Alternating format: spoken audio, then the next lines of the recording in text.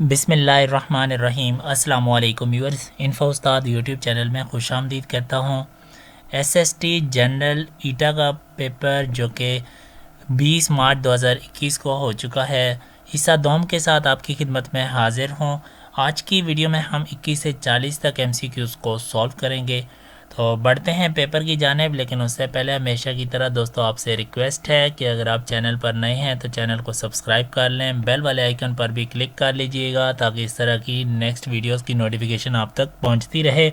Video को like और share लाजमी कीजिएगा दोस्तों। इससे कबल इसी पेपर का एक पार्ट मैं अपने चैनल पर अपलोड कर चुका हूं जिसमें हमने 20 एमसीक्यूज़ को सॉल्व कर लिया है। अगर आपने वो वॉच नहीं की वीडियो तो उस वीडियो का लिंक इस वीडियो की डिस्क्रिप्शन में मौजूद है। आपको इस वीडियो के आखिर में भी उस वीडियो का थंबनेल नज़र आ जाएगा, सो आप उसको भी लाजमी वॉच कर लीजिएगा। बढ़ते हैं आज के पेपर के पार्ट 2 की जानिब। Question number 21, Pak China border dispute was settled in 1963 इसका करेक्ट आंसर है। Pak China border dispute Sino Pakistan agreement माहदे के तहत ये बॉर्डर और इसकी लेंथ जो है 592 किलोमीटर 368 मील है।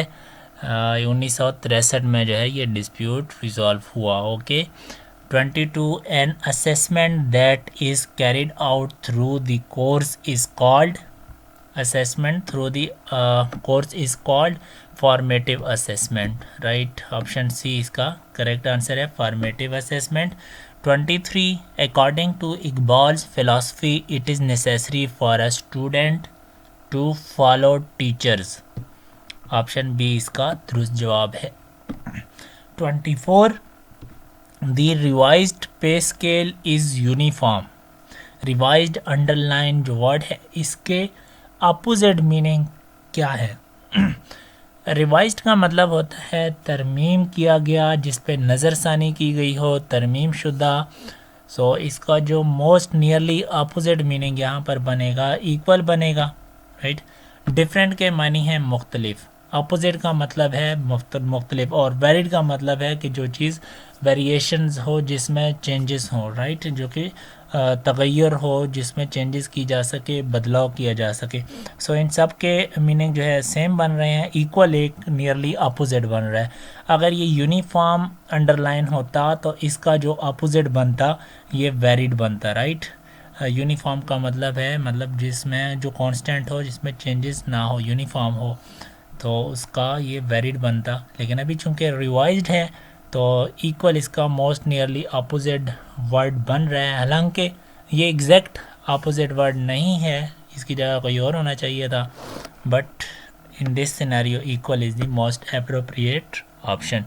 25, the affluent of most visiting Arab is astonishing.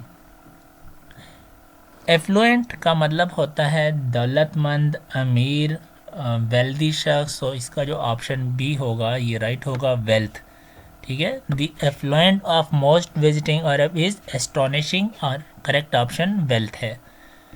26, who among the following is revolutionary poet. Revolutionary poet इनकलाबी शायर को कहते हैं, और इसका करेक्ट ऑप्शन ऑप्शन बी है, पी बी शेले। यह इंग्लैंड का पोइट था, शायर था, इंग्लैंड यानी यूनाइटेड किंगडम, और इसका कंप्लीट नेम था पारसे बैशी शेले। पारसे बैशी शेले, पी बी शेले इसको कहा जाता है। 27, she bought it for her self. Her self इसमें रिफ्लेक्सिव प्रोनाउन है, ऑप्शन सी करेक्ट है, रिफ्लेक्सिव प्रोनाउन। इसमें सिंगुलर रिफ्लेक्सिव प्रोनाउन होते हैं और प्लूरल रिफ्लेक्सिव प्रोनाउन होते हैं। For example my self, your self, him self, her self, it self वगैरह जो है ये सिंगुलर रिफ्लेक्सिव प्रोनाउन है, और प्लूरल रिफ्लेक्सिव प्रोनाउन में our self, your self, them self वगैरह इस तरह के जो नाउन है, प्रोनाउन है, वो आ जाते हैं, right. 28, a form of verb that is used to indicate a past or ongoing action and that can be used like adjective is called participle। Option D इसका करेक्ट है, राइट। फॉर्म ऑफ वर्ब होती है जो कि ongoing या past के action को show करती है और इसके साथ साथ ये एडजेक्टिव की तरह होती है। तो पार्टिसिपल हो गई, इसी के साथ एक जेरेंड भी होती है। ठीक है, जेरेंड हमारे पास वर्ब होती है जो कि एज अ नाउन भी काम कर रही होती है। राइट, एग्जांपल देता चलो यहाँ पर जेरेंड की, रनिंग इज़ अ फन। ठीक है, जो रनिंग है यहाँ पर एज अ वर्ब भी यूज़ हो रही यानी काम है, और रनिंग एज अ नाउन भी यहाँ पर इस्तेमाल हो रही है। So running is a fun, इसमें रनिंग जेरेंड होगा। सो इसी तरह इस क्वेश्चन का जो राइट ऑप्शन है वो पार्टिसिपल है। मज़ीद आप इसको खुद एक्सप्लोर कर लीजिएगा। ग्रामर के पॉइंट ऑफ व्यू से काफ़ी इम्पोर्टेंट ये कंसेप्ट हैं और इनके काफ़ी MCQs पूछे जाते हैं। 29 next week he dash to Dubai. Next week he will be flying to Dubai. Right, इसमें ये विल फ्लाई भी आ सकता है, बट मोस्ट प्रोबेबली जो करेक्ट नियर ऑप्शन है वो विल बी फ्लाइंग होगा। विल बी के साथ फर्स्ट फॉर्म के साथ ING लगाया जाता है। So next week he will be flying to Dubai, अगले हफ्ते उसका दुबई जाने का इरादा है या जाएगा। Right, 30 The difference between upper limit of 2 consecutive classes in a frequency table is called class interval। जो अपर लिमिट या दो लोअर कंसेक्टिव लिमिट, इन दोनों इनके बीच को यानी इस इंटरवल को, फ्रीक्वेंसी के इस इंटरवल को क्लास इंटरवल कहा जाता है।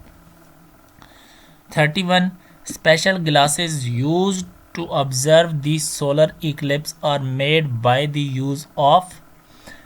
दोस्तों इस क्वेश्चन में कन्फ्यूजन है थोड़ी सी मुझे, आप खुद भी इसको कंफर्म कर लीजिएगा। मेरे मुताबिक इसमें ये लेंजेज मतलब स्पेशल किस्म के लेंजेज यूज़ किए जाते हैं to observe solar Eclipse.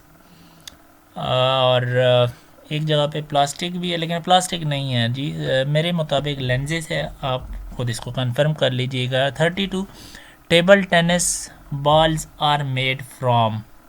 table tennis ball are made from plant cellulose plant cellulose, option A correct है। 33 British India Company was granted permission of the trade with India by Jahangir, option b इसका दुरुस्त जवाब है। 34 Which one is the simplest form of cognition. Cognition कहते हैं एहसास रखने वाला, आगाही रखने वाला, शऊर रखने वाला। राइट, तो इसका जो मोस्ट सिंपलेस्ट फॉर्म है कॉग्निशन का ये सेंसेशन है, sensation. 35 educational philosophy helps determination of aims, option c दुरुस्त है, डिटर्मिनेशन ऑफ एम्स। 36 क्वेश्चन की जाने बढ़ते हैं। She is cut out for this kind of work. Cut out का मतलब क्या बनेगा इधर? कट आउट कहते हैं कट कर देना, काट देना, रिमूव कर देना। सो ऑप्शन बी जो है इसका करेक्ट है। 37 humanism and printing press were the characteristics of Renaissance,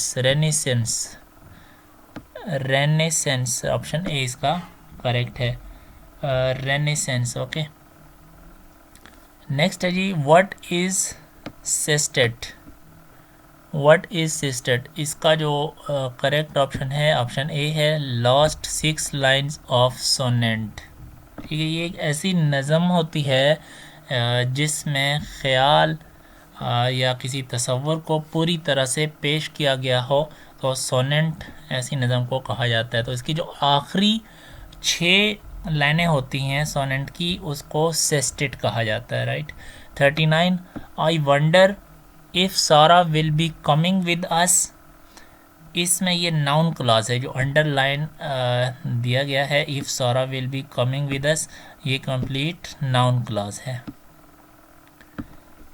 40 the usual adulation of the officer must and. Adulation word opposite meaning, अच्छा एडुलेशन का अपोजिट क्या होगा? एडुलेशन कहते हैं तारीफ़ करना, चापलूसी करना, राइट।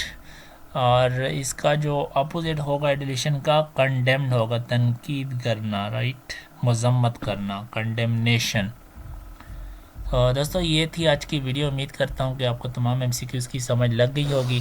वीडियो को लाइक और शेयर कर दीजिएगा। कोई मिस्टेक अगर आपको लगती है कि मुझसे हो गई और आप 100% श्योर हैं तो प्लीज़ नीचे कमेंट्स बॉक्स में उसकी करेक्शन लाजमी कीजिएगा ताकि दूसरे दोस्त उससे इस्तेफ़ादा हासिल कर सकें। मिलता हूँ आपसे नेक्स्ट वीडियो में। अपना बहुत सारा ख्याल रखिएगा। अल्लाह हाफिज़।